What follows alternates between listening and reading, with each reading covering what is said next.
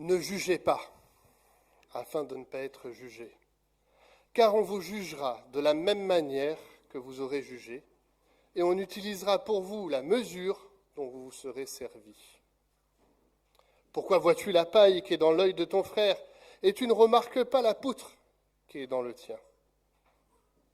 Ou comment peux-tu dire à ton frère, laisse-moi enlever la paille de ton œil, alors que toi, tu as une poutre dans le tien?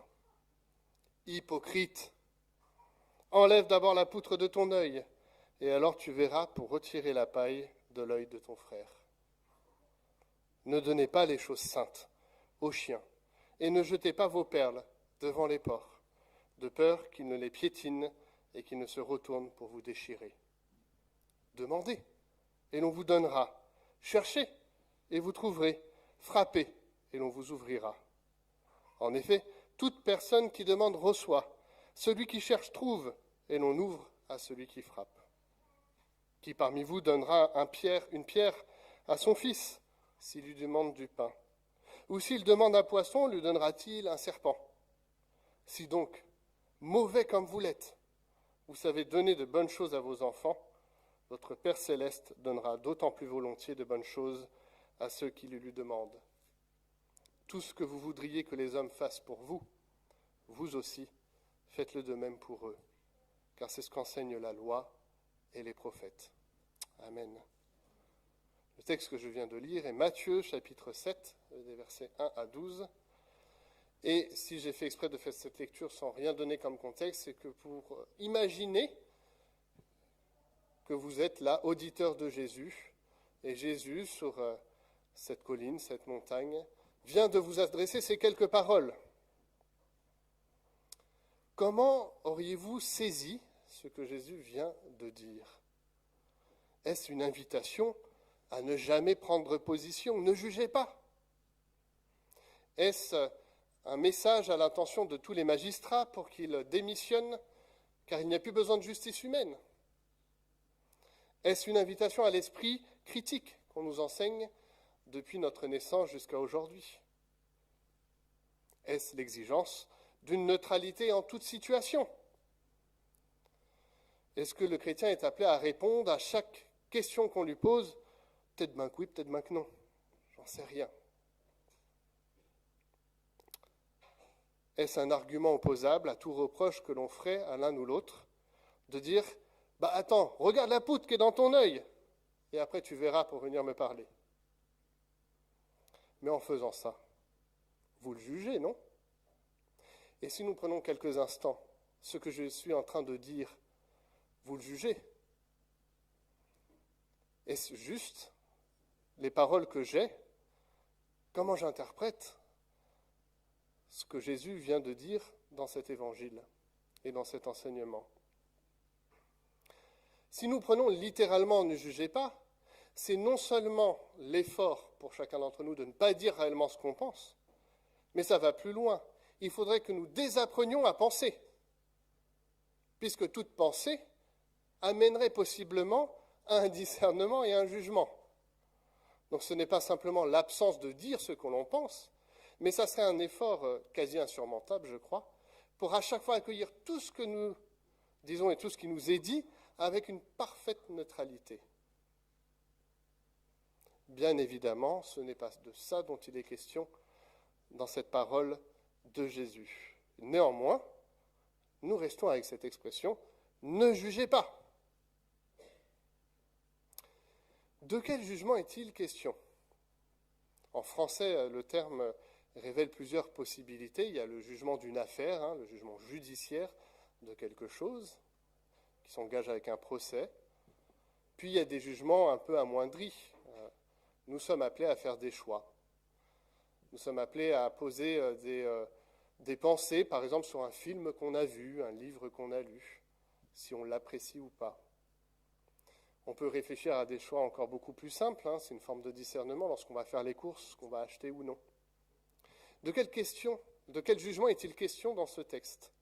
Le jugement semble assez fort, On est plutôt sur une haute définition du jugement, Ne jugez pas afin de ne pas être jugé. On vous jugera de la même manière que vous aurez jugé. Donc, il y a quelque chose davantage de relationnel qui est posé dans ce texte. Il y a en réalité même 3 protagonistes. Il y a celui qui juge, celui qui sera jugé, et puis la présence de Dieu au milieu de tout ça. Alors il est parfois bon, quand on fait appel à un texte compliqué, et je crois que ce texte est compliqué, de regarder d'autres textes de la Bible qui puissent nous éclairer sur ce qui est dans la tête de Jésus lorsqu'il formule cet enseignement à son auditoire. Tout d'abord, nous pourrions dire que la Bible affirme à plusieurs occasions que nous sommes appelés à discerner. Que nous sommes appelés à discerner. Nous pouvons nous rappeler cette prière de Salomon: accorde donc à ton serviteur un cœur intelligent pour juger ton peuple, pour discerner le bien du mal. Et nous voyons que l'Éternel répond à la prière et la sollicitation de Salomon en lui donnant une sagesse et un discernement qui puissent faire que c'est un bon souverain. Pas parfait, mais quand même un souverain avec discernement et intelligence. Il y a même une scène assez marquante dans le ministère de Salomon, une scène de procès entre 2 femmes que je vous laisserai relire. On voit que là, il y a quelque chose à discerner du bien et du mal. Mais on pourrait aussi penser à l'auteur de l'Épître aux Hébreux, qui parle de ceux qui sont au lait et ceux qui mangent davantage de la nourriture solide. C'est en lien aussi avec la question de la maturité spirituelle, la maturité de la foi. L'auteur nous dit: celui qui continue à se nourrir de lait n'a aucune expérience de la parole qui enseigne ce que est la vie juste. C'est encore un bébé. Les adultes, quant à eux, prennent de la nourriture solide. Par la pratique, ils ont exercé leur faculté à distinguer ce qui est bien de ce qui est mal. Donc, un élément de maturité spirituelle, de maturité pour le croyant, c'est savoir discerner ce qui est bien ou mal. Donc ça veut dire qu'il y a quand même une exigence de jugement, de discernement qui est posée à l'attention du croyant.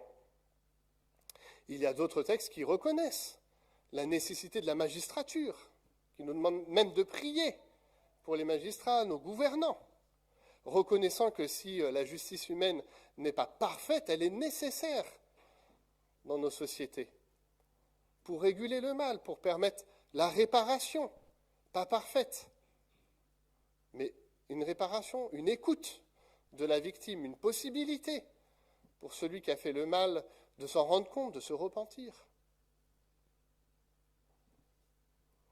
Alors, de quel jugement est-il question dans ce texte? Pourquoi nous ne devrions pas juger? Nous pourrions maintenant aller dans la lettre de Jacques. Jacques nous parle au chapitre 4, des versets 11 et 12, d'une situation particulière. Frères et sœurs, ne vous critiquez pas les uns des autres. Celui qui critique son frère ou sa sœur, ou qui se fait son juge, critique la loi et la juge. Mais si tu juges la loi, tu n'es plus celui qui lui obéit, tu t'en fais le juge. Or, il n'y a qu'un seul législateur et juge, celui qui peut sauver ou faire périr. Mais pour qui te prends-tu, toi, qui juges ton prochain? Ce texte vient parler d'un jugement particulier, de la possibilité qui nous est donnée, d'une tentation qui pourrait être la nôtre, de prendre la place de Dieu dans le jugement qu'on va opérer auprès d'un frère ou d'une sœur. C'est donc le cas particulier où quelque chose serait à l'intention de Dieu, c'est lui qui connaît parfaitement les circonstances, le cœur, mais voilà, nous pourrions prendre autorité, nous, en nous plaçant non plus en situation d'égalité avec l'autre, mais en supériorité. Nous prendrions la place de Dieu pour juger la personne qui est en face de nous. Et en faisant cela, du coup, nous ne respectons plus cette loi de Dieu, puisque nous devenons juges de cette même loi. Je crois que c'est ce cas particulier qui est touché par Jésus. L'hypocrisie, puisque c'est l'un des thèmes du sermon sur la montagne, hein, l'hypocrisie dans la prière, dans nos rapports aux richesses matérielles, de ne pas laisser la place des richesses matérielles, mais de donner à ce que Dieu les occupe cette place première. Et l'hypocrisie que nous pouvons avoir à vouloir juger notre frère ou notre sœur comme si nous-mêmes nous étions Dieu. Nous prenions la place de Dieu. Et à ce moment-là, du coup, on squeeze la capacité et la nécessité d'humilité que nous devrions avoir dans le jugement qu'on peut porter à notre prochain. Et nous allons, du coup, même au-delà de cela, puisqu'en prenant la place de Dieu, notre culpabilité est encore plus forte à celui à qui on adresse nos reproches. Néanmoins, pour équilibrer ce que je viens de dire, il est possible de reprendre un frère ou une sœur dans l'amour que nous le portons, parce que nous sommes appelés à discerner le bien ou le mal des situations auxquelles nous faisons face. Et donc ce que Jésus va nous donner est une ligne de crête qui n'est pas si facile que ça à accueillir.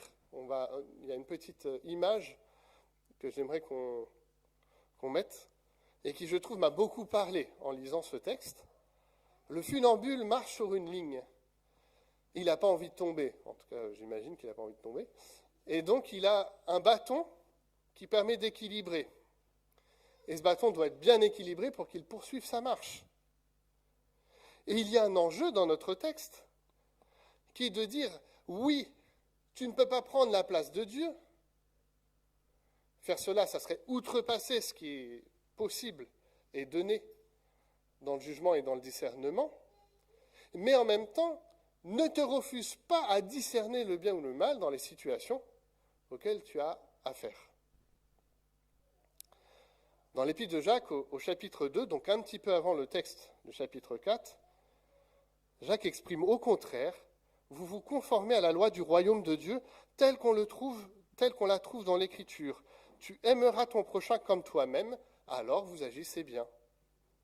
Parlez et agissez donc comme des personnes appelées à être jugées par la loi qui donne la liberté. Dieu jugera sans pitié celui qui n'a témoigné aucune compassion aux autres, mais la compassion triomphe du jugement. Jacques 2, 8 et 11. Ça rappelle très grandement la finalité du passage que j'ai lu. Tout ce que vous voudriez que les hommes fassent pour vous, vous aussi faites-le de même pour eux, car c'est qu'enseignent la loi et les prophètes. Ainsi, la ligne de crête serait notre rapport au prochain, qui définit aussi notre rapport à Dieu. Pourquoi nous agissons? Pourquoi nous allons voir notre frère ou notre sœur? Est-ce dans un acte d'amour? Et l'acte d'amour permet aussi de le reprendre. Ou au contraire, dans un esprit malveillant, pour le dominer, pour prendre une place qui n'est pas la nôtre, voire même pour se dédouaner de nos propres fautes. Une technique parmi d'autres est d'accuser l'autre de plein de façons pour ne pas avoir affaire à sa propre faute, soi-même. Le texte de Jésus nous invite ainsi à pouvoir regarder en nous-mêmes ce qui nous anime en premier, ce qui nous anime dans nos relations à notre prochain, à notre frère ou notre sœur, et par ricochet nécessaire de notre relation à Dieu. Mais ce texte dit aussi, et j'insiste, qu'il faut éviter deux écueils. L'écueil de la dureté, de celui qui n'a plus compassion. Et le texte de Jacques insiste, comme celui de l'enseignement de Jésus. Tu seras jugé de la même manière. Si tu as eu aucune compassion, alors Dieu n'en aura pas aussi. Donc l'écueil de la dureté, de cette absence de compassion, de peut-être cette absence d'humilité et de reconnaissance de sa propre condition, d'un côté, mais de l'autre. Il faudrait éviter l'écueil de la lâcheté, de ne rien dire, de laisser le mal se faire, de ne pas reprendre, de ne pas le nommer, peut-être parfois même de le dénoncer. Parce que ça serait ne pas permettre au frère ou à la sœur de s'en rendre compte. Et donc ça serait manquer d'amour vis-à-vis de lui ou d'elle, dans cet appel à la repentance qui doit être fait auprès des uns et des autres. Oui, cette image nous parle parce que entre ces deux écueils de la dureté et de la lâcheté se joue réellement l'enseignement de Jésus. Et dans ces deux écueils que je viens de nommer, le manque d'amour du prochain et le manque d'amour de Dieu ne permet pas de réelles relations vraies, justes et saintes. Alors, ce texte vient nous parler à chacun individuellement, mais aussi en communauté. Comment nous sommes appelés en Église à vivre cela? C'est peut-être dans la réflexion dans un ensemble, de solliciter les avis des uns et des autres et de s'accompagner dans la manière nous pouvons formuler de manière juste, adéquate, ce qui doit se vivre en Église, sans aller dans une dureté, mais sans aller dans la lâcheté non plus. Jésus continue son propos. Et ce verset 6 est dérangeant parce qu'on ne voit pas très bien ce qu'il vient faire dans notre texte. En tout cas, peut-être, vous le voyez, mais ce n'est pas si évident que ça. Hypocrite, enlève d'abord la poudre de ton œil, alors tu verras clair pour retirer la paille de l'œil de ton frère. Ne donnez pas les choses saintes aux chiens, et ne jetez pas vos perles devant les porcs. Porcs et chiens étaient des animaux impurs à l'époque. Le chien n'est pas le chien domestique d'aujourd'hui qu'on a à la maison et qu'on promène. C'était des chiens errants qui mangeaient les restes qui étaient lancés ou qui mangeaient les restes des animaux qu'ils trouvaient. Si le texte nous parle de ne pas juger, je vous l'ai dit, il nous appelle quand même à un discernement.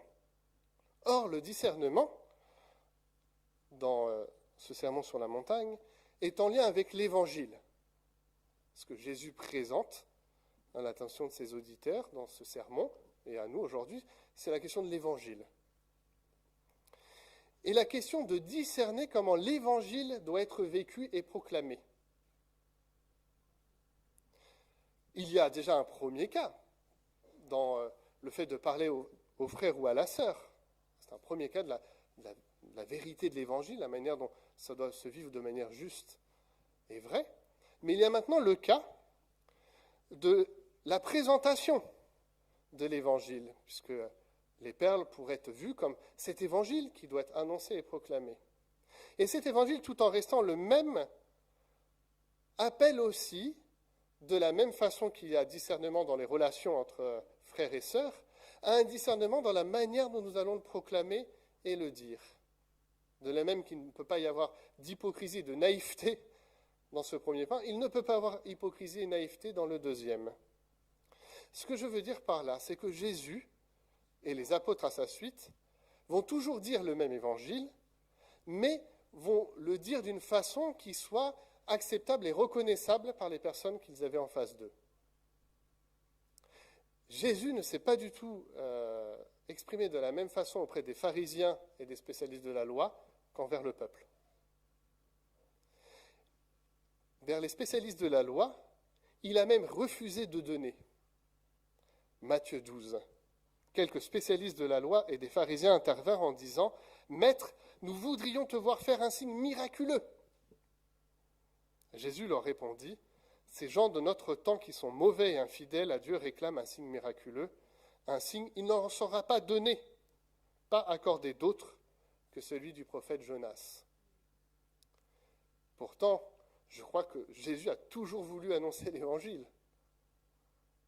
Mais il s'est adapté en reconnaissant les situations qu'il avait en face de lui. Dans les controverses, c'est assez significatif la manière dont il répond. Ce doit être une prise de conscience pour nous-mêmes que dans les situations que nous habitons, dans le cadre du témoignage de notre foi chrétienne, nous devons être attentifs aux situations qui se présentent à nous et ne pas nous mettre en difficulté dans ces situations. Et pour cela, spécifiquement, nous pouvons aller dans ces deux situations présentées, de nos relations entre frères et sœurs et dans l'annonce de l'Évangile, nous pouvons aller à notre Père Céleste qui est bon, demander, chercher et frapper à la porte. Ainsi, ce texte nous parlerait, derrière les relations fraternelles, derrière l'annonce de l'évangile auquel nous sommes appelés en tant que témoins, à considérer qu'en fait, nous n'y arriverons pas nous-mêmes. Nous avons besoin d'aide pour vivre ces choses de la bonne manière et de la bonne façon, sans hypocrisie, sans naïveté, en équilibre dans notre foi et dans notre relation au prochain et à Dieu.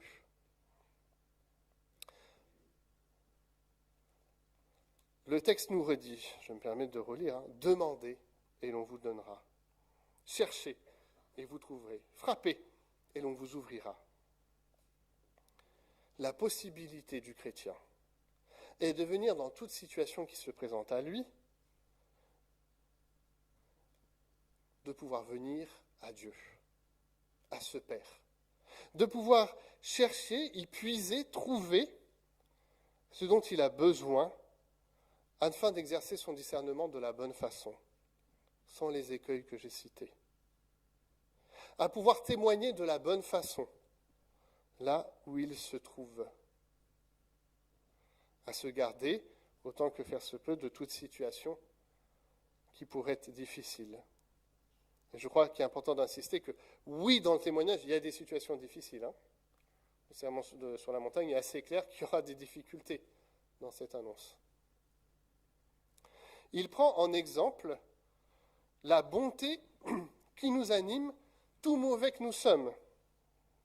Voilà, accueillez ce verset 11, mauvais comme vous l'êtes. Vous savez donner de bonnes choses à vos enfants. Alors votre Père céleste vous donnera d'autant plus volontiers de bonnes choses.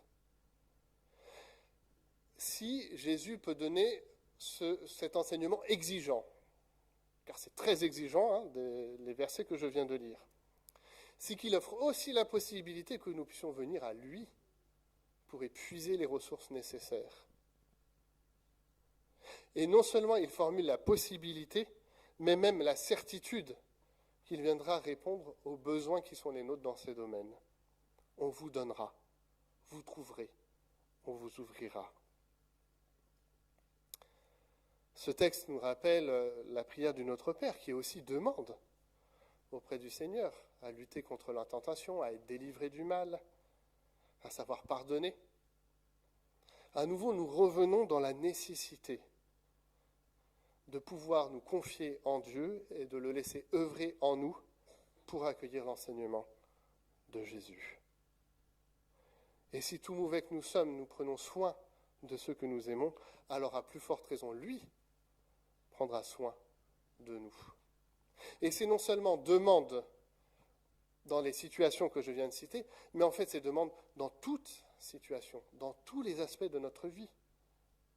C'est le royaume qui s'ouvre. Et dans ce royaume qui s'ouvre, c'est la possibilité pour nous d'aller puiser ce dont nous avons besoin pour le vivre. Conscients que nous n'y arriverons pas seuls. Conscients parfois de notre hypocrisie, de notre injustement mal à propos dans le rapport au prochain, dans le témoignage que nous donnons. Salomon avait une conscience aiguë qu'il avait besoin de sagesse. Et il l'a demandé. L'Éternel lui a répondu en lui donnant. De la même manière, à travers ce passage que nous venons de lire, nous sommes appelés à demander le discernement de Dieu. Et à le recevoir. À nous mettre en mouvement individuellement pour vivre saintement, de la bonne manière, les relations au prochain, au frère ou à la sœur. Ce texte est un texte qui, je crois, nous appelle sérieusement à la prière, à une relation d'intimité avec Dieu. Parce que vous l'aurez compris, sans relation d'intimité avec Dieu, la relation au prochain ne peut pas être juste, bonne. Oserais-je le mot parfaite? Soyez parfaits comme moi, je suis parfait. Quelle exigence, quelle demande. Mais je vous accompagnerai, dit Jésus, en cela. mon esprit sera avec vous. Alors, ce texte n'est pas facile, je crois qu'il est appelé à raisonner, y compris dans le restant de notre semaine, que ce soit de manière individuelle ou collective. Mais nous pouvons faire ce que le Seigneur nous demande très simplement. Prier et demander. Chercher et trouver. Frapper et rentrer en présence de Dieu. Prions. Seigneur, ce matin, nous voulons te demander, insister auprès de toi, pour que nous puissions avoir cette sagesse et ce discernement, de pouvoir prendre nos relations les uns avec les autres de la bonne façon, sans hypocrisie, sans dureté, mais sans lâcheté non plus. De nous trouver sur ce fil en équilibre, individuellement et en Église, pour discerner ce qui est bien et ce qui est mal. Mais te laisser à toi le jugement qui est le tien. Toi qui scrutes les cœurs et qui connais toutes les circonstances. Nous voulons ne pas prendre ta place ce matin. Seigneur, nous voulons que tu viennes aussi nous renouveler dans notre témoignage, dans la possibilité que tu nous donnes de parler de toi, de cet évangile qui demeure immuable, éternel, mais qui peut être dit et habité de manière différente selon les situations. Seigneur, parce que nous savons que tu es bon, meilleur que nous avons confiance en toi, dans ta capacité à nous renouveler, à nous changer, à nous mettre en chemin individuellement et en Église, vers toi. Nous te prions pour ton aide, nous te prions pour l'action de ton esprit, nous te prions notre Père qui es aux cieux. Amen.